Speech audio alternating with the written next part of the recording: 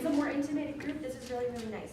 So I just want to start off with introductions. My name is Melissa Ramirez. I'm one of the program advisors. Brand new, started in September. A little bit background. I was a teacher previously, and I worked as a teacher for about 5 years. Certified for 3.5 in science, and I'm also certified EC through 6. So I'm super excited to be here. Super excited for the initiative. Super excited for everything that's going to come for you guys, and the support that I can provide to you guys. And I'm going to go ahead and hand the floor over. I'm Danielle Contreras. I'm the newest program advisor. I just started in January. Prior to that, I taught for 5 years at Mission Northern College High School. I've been a part of the EMP program as an undergrad, and then I have my master's in education as well. And then this is me. Most of you already know me. I've been here as a graduate mentor since 2013, and then moved to work for an advising position once I earned my master's degree in mental health counseling. I have some experience in counseling, but I prefer more on the guidance and counseling part, which is like the lifestyle, career, advising and counseling and guidance. That's my favorite part. Which is perfect. Masters or stuff like that, I'm here. Every lunch we go to her and I'm like, these are my problems. Figure me out. What do I gotta do? Therapy. It's free therapy for me. No, just kidding. But so welcome guys. I just hope that you enjoy our presentation. If you have any questions, feel free to ask us. It is an open forum. It'll be opened up at the end of our presentation. We want to achieve an open communication line with you guys. So whether it be through these meetings that we're going to continue having, or whether it be online using Facebook or the Twitter, we're trying to find as many ways as possible for us to communicate, because that was the one thing that we were lacking, communication. And now communication is a big thing, especially when we come from the classrooms, right? Communicating with the parents. So it's the same thing here. If any changes occur, we want to broadcast it. We want to be loud and out there so everyone can hear and everyone has access to the information. I just hope that you guys have some flexibility with us and understand that we're going through this process. We're going through the change, and you're going through it with us. So we're all going to do good. Just be flexible with us, just like we are in the classroom, right? Principal comes in, says, there's a new initiative. We got to roll with it. Same thing here. I hope to have that flexibility with you guys. So first of all, just a reminder to like our Facebook page if you don't like it already. We are doing a raffle for Best Buy gift cards. So if you enter, there's a post in there that says like pizza with your advisors and has the dates available. If you enter, give a comment and like our Facebook page and follow us, you're entered automatically into that raffle. So it's the UTEP College of Education. That's how you find us on Facebook. And if you have Snapchat, just go to your little Snapchat thingy, and it'll take you there. I'm not that cool. I don't know what those are. No, I'm just kidding. I'm not that old. So you are. Okay, I'm like in between the lines. Kind of cool, kind of not.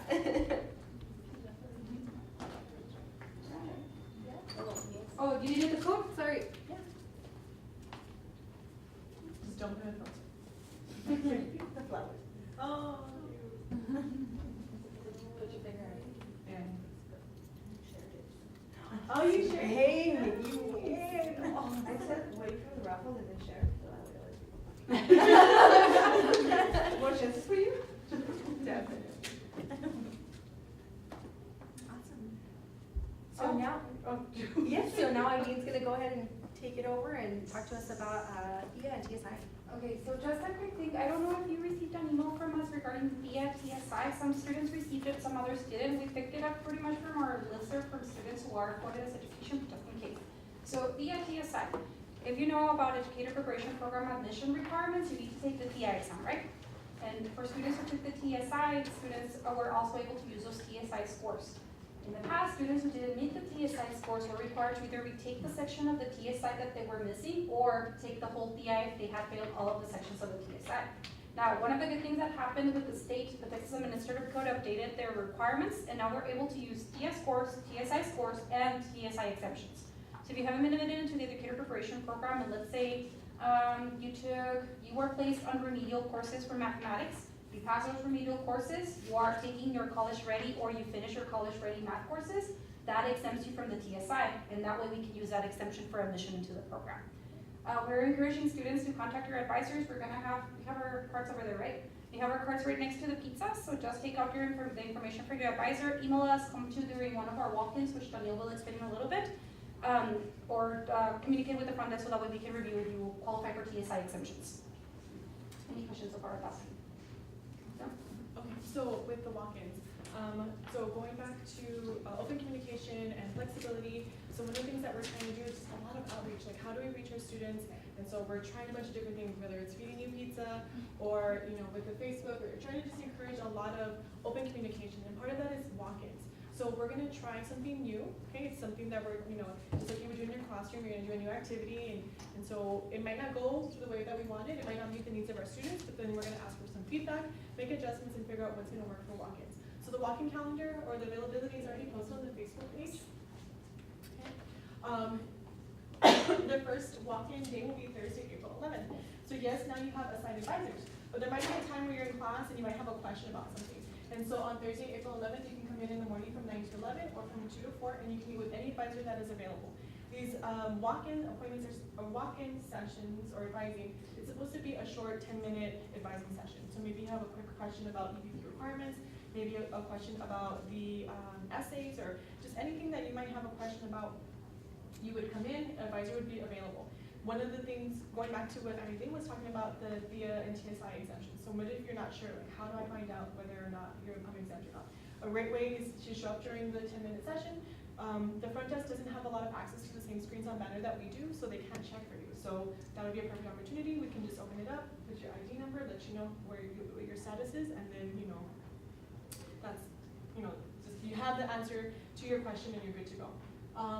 If we have to run a degree evaluation, if we have to update your degree plan or pull your file, then we're gonna ask you to schedule an appointment, because we're gonna need the full 45 minutes to go over all of your concerns and make sure that we're on the same page and that you're on the right track to complete your coursework so that you can finish. Real quick to piggyback off of that, I know that I heard a lot of students that, the meeting with the advisors were about 30 minutes each. We've elongated it to now 45 minutes, so that way you guys don't feel as rushed, and that way we're able to answer all of your questions. Because I know it's kind of hard within those 30 minutes. So those extra 15 minutes, I think it makes a very big difference in our sessions.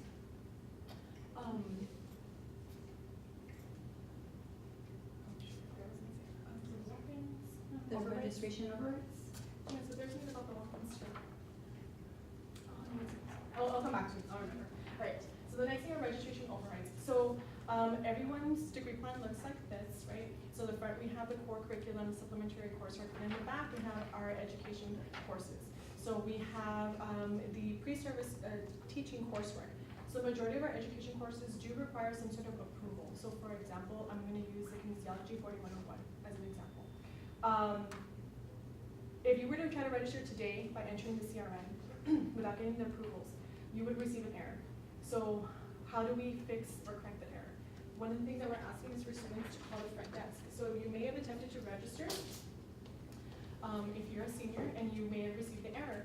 So if you try to email an advisor, you may have seen an automatic reply. So asking you to call the front desk. So if prior to registration, we do ask that you call the front desk and fill out a registration override, excuse me. And so the front desk will get information like your last name, your student ID, your concentration, and then the courses that you want to take. It is really important for you to give us the course name, like kinesiology, and then the course number, 4101, as well as the term that you're going to complete that you would like to register for. So I want to take these courses in the summer, and I want to take these courses in the fall. So once you do that, the front desk will go ahead and give it to your assigned advisor, and then we'll look through our checklist that we have to provide you those approvals. So it's a process, right? We have to check to see, have you been admitted into the EPP? How many credit hours? Are you classified as a senior, junior, or sophomore? Have you taken the prerequisites for that course? And most importantly, do you actually need those courses? So an example that happened to me this last week is I received one of these, and a student their concentration was 4 through 8 math and science, and they were requesting the kinesiology and the HSCI 4101. Well, that's not a part of their degree plan, right? So we want to try to make sure that there is no errors in the courses that you're picking. We want to make sure that you're doing them correctly, provide you those approvals. Once we've entered them on Banner, we give it back to the front desk, and the front desk will reach out to you, notifying you that those approvals have been entered, and they'll make 2 attempts to contact you. If on the first attempt you don't answer, we leave a message. But something that happens quite often is that your mailboxes are not set up, or they're full. Yeah, so that happens. Okay, so then we'll make a second attempt, and after the second attempt, if we can't contact you, then we just go and refile the paperwork, because we have a large stack of students that we're trying to reach out. Okay. So, but you'll definitely get a call back 24 to 48 hours, because it is a process sure that you are taking the correct course. And if you don't get a call within 24 to 48 hours, definitely call back to see what's going on. I would recommend first trying to register after the 24 and 48 hours. Try to register. If it's letting you through, you know you got your approvals, just in case we didn't call you, right? But if you try and you're still getting that error, by all means, go ahead and call the office again, just to make sure that it's getting done. And then don't forget to provide your CRNs. We do need the CRNs for the classes. So if you're looking specifically for Dr. Herrera's class, the ELED or the 4309, that it's specifically on the mornings, on the summer, then let us know this is the CRN that I want, because we enter it specifically for each of the classes. We don't just provide like a general override for all of the classes. Okay, the next subject that we're gonna be talking about are workshops. We actually started creating a calendar for workshops, and most of you guys have received an email in which the link is clickable. You click it and it sends you to this one, right?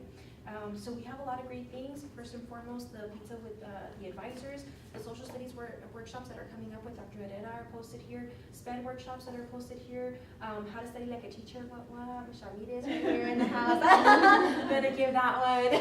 Wish me luck. This is gonna be my first one. It'll be Friday. But we're also doing science content on Friday as well from 4 to 5.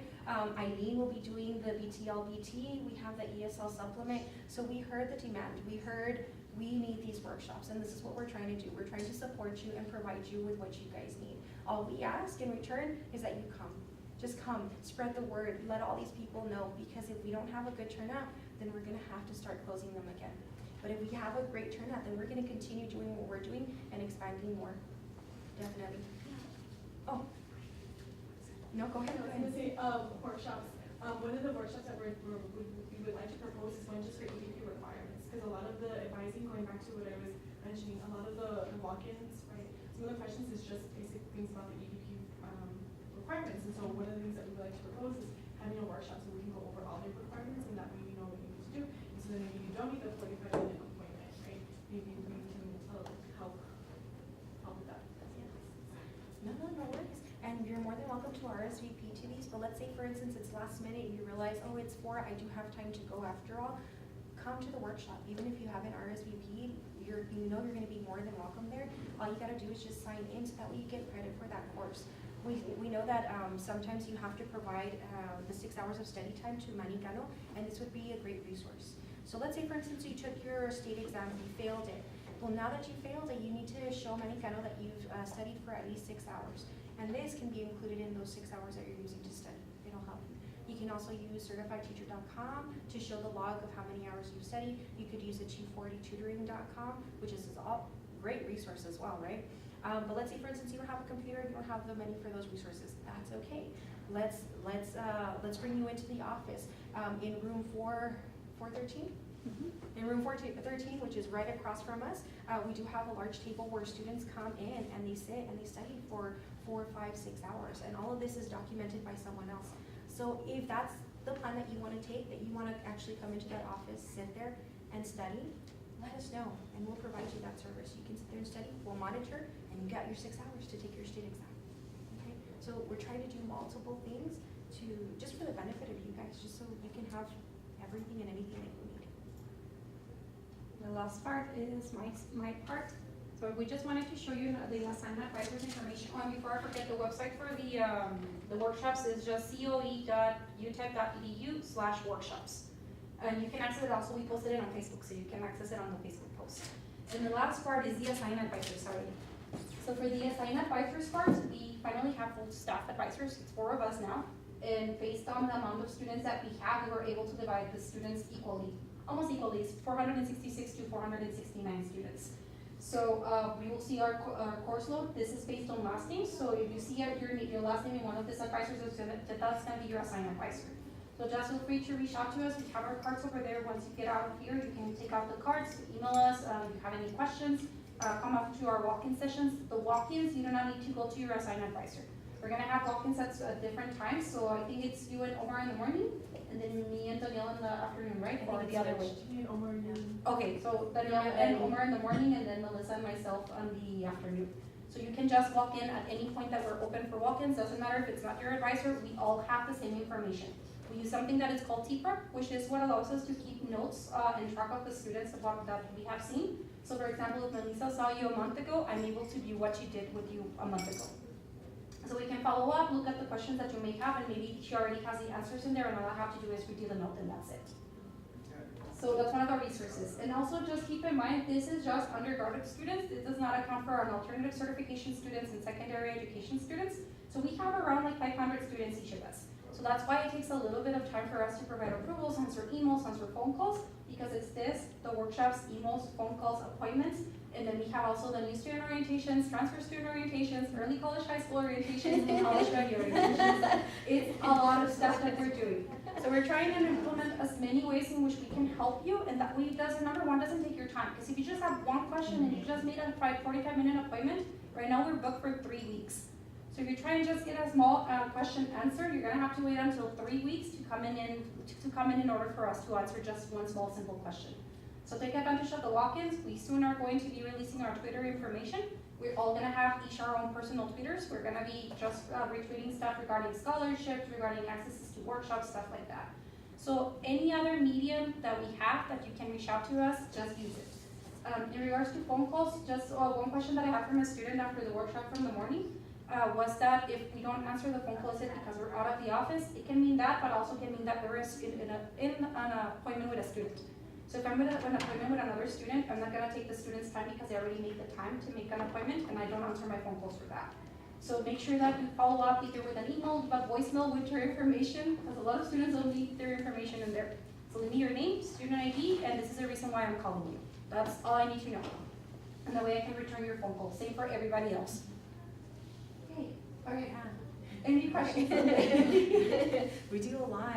It's a, you know, I came from teaching and I thought, wow, that's a lot of work that we did over there. And then I come here and wow, that's a lot of work we do over here. And I didn't realize how much we did behind closed doors. We do so much. To be honest, we've been staying until 6 o'clock almost every day since registration has started, maybe like about 3 weeks ago because military started first.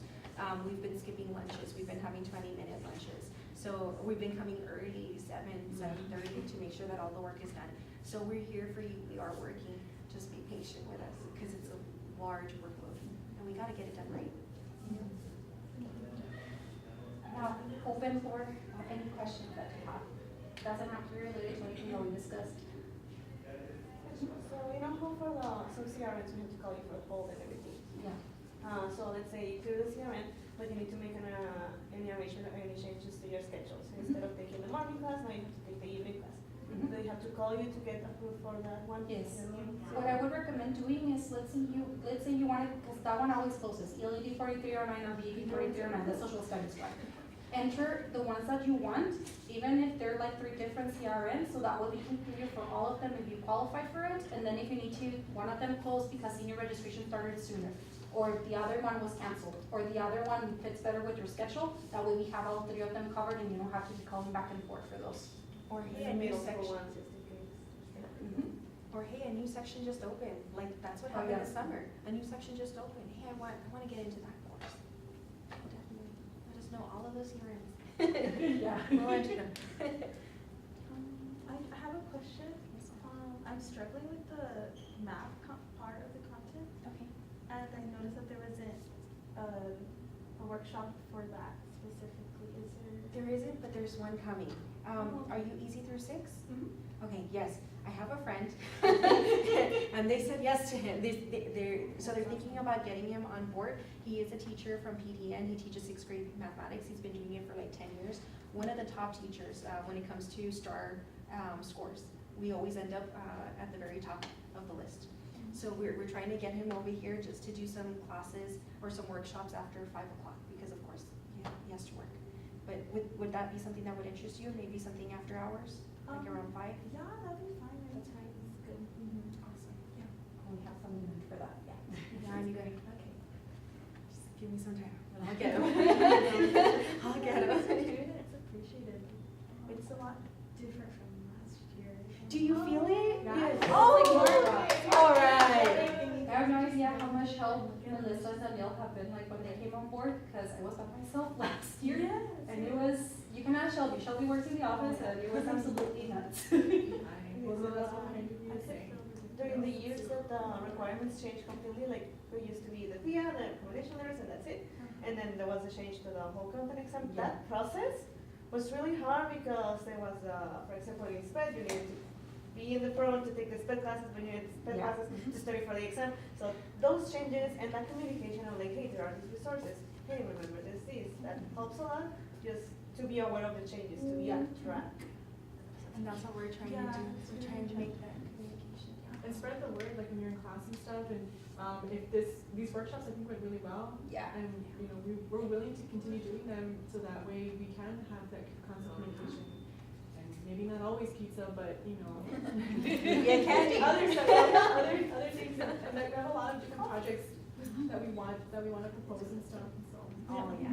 And in my mind, I already have how I want to decorate the walls. Because in my mind, when you walk into here, you should feel like if you're back in an elementary school or middle school or even a high school. You should be able to see all of the curriculum that you've been learning on the walls, like exploded on the walls. All that creativity that you guys have, I want to be able to see that. Because you know what, if you're immersed in the culture, in the education culture, you're going to take that back to your classroom. And so I got a vision. I got a vision, guys. I'm gonna explode all over the walls. See, and like, we need that energy, like, to be able to be teachers when we graduate, so I like the energy that you have. Hey, did you see our bulletin board that we created inside the office? Have you guys gone to the office? I didn't go see it. You need to go see it. It's colorful. It's yellow. It's got flowers. Need I say more? Anything else, guys? Any other questions that you have? I just transferred from UCC, so this is my first semester here. Oh, okay. And, Right. and I had emailed, Melissa actually about the TSI scores and stuff. And so I am exempted for them, so now like what's the next step with, like, as far as getting to the EPP program? Perfect, so I can go ahead and provide you with it, because I'm guessing you're my student, right? Awesome, I'm glad I was able to respond. Where's the? This is science, health. This was probably, yeah, so these are the requirements right here. I'll go over them with you in depth in just a little bit. But prior to that, are we, any other questions, so that way we can close it up? I have a question for more. I have to drop a class, so where do we do that? With us, yeah. If you want to follow me when we go out, so that way we can sign the course drop form, and then we'll help you with that process. Okay. For special ed, the requirements to get in the EPP, because I know they were different from the other ones, and they, I don't know what are. So if you are on a degree plan before 2018, so before last fall semester, you don't need the content qualifying exam. But if your degree plan is a little bit on the new one, you're gonna need the content qualifying exam. So we'll have to check your catalog pretty much. Anything else? And then everything as far as scholarships and anything like that, do we have to go to? You can go to the scholarship office, but you can also come into our office. We have been posting scholarships on the office that you can just take out. So you can take those, and then of course there's the website for the scholarships, and let me show you this one. I've been checking online on the UTEP website, and it keeps saying that it's under construction. Oh, let me It's show been saying since I registered. While you guys are pulling up this, oh, Oh, so we also have the EPP essay rubric. So these are some, let me see, remember where it was. Perfect, so I can see that all of these are. Thank you.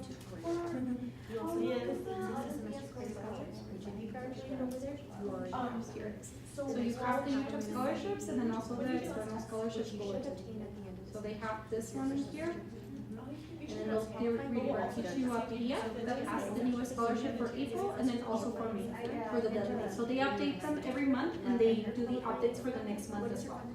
And it has like the information and also the links. So that way if you like one and you want to apply, you can go to that one and it'll take you there. And the other one, like everyone wants to use just the UTEP website, the one that I normally recommend is share.com. The one with the books. Yeah. So that one, I really like it because it's easier to search. So if you go to the menu, And if you. It says scholarships. I have everything at the and then you can specify. So like if you right now are a college student and you have a specific GPA, let's say you have a 3.2, that would be something that I could provide you in a day. And then it's gonna give you scholarships based on your information that you enter, and you can start applying. I have to start applying for 3 to 4. for scholarships I'll as provide well, you because I, resources. like the That's- semester. that's Oh, how the study since doesn't I'm a change. student, That's I'm at a basis. zero. For the GPA, yeah. Yeah.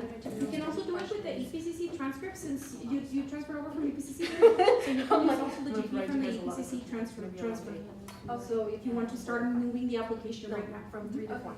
And also, I was looking online on my, And then for 4 to 5, I'm these gonna of do my, the content, which is minor strictly webpage, science. whatever, Uh-huh. and then it says that, I have They switched with the like, content. it didn't That's transfer all my I complete know. 60 and. The 60 hours, you would need to check that one to see how it looks like. Let me, if you'd like to come over so I can check it since I have this. So, yes,